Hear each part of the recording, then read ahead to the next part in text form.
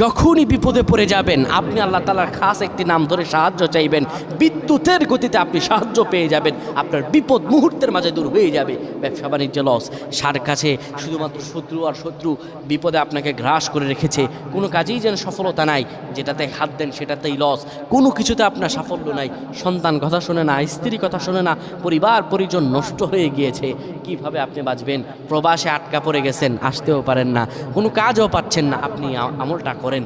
এটি আমার কথা নয়, বিশ্বনবী মুহাম্মদ রাসূলুল্লাহ সাল্লাল্লাহু আলাইহি ওয়াসাল্লামের প্রিয় সাহাবী হযরত যায়েদ রাদিয়াল্লাহু তাআলা আনহু, তিনি একবার মক্কা থেকে হিজরত করে যখন মদিনায় যাবেন, ঠিক সেই সময় বিপদে পড়ে যান।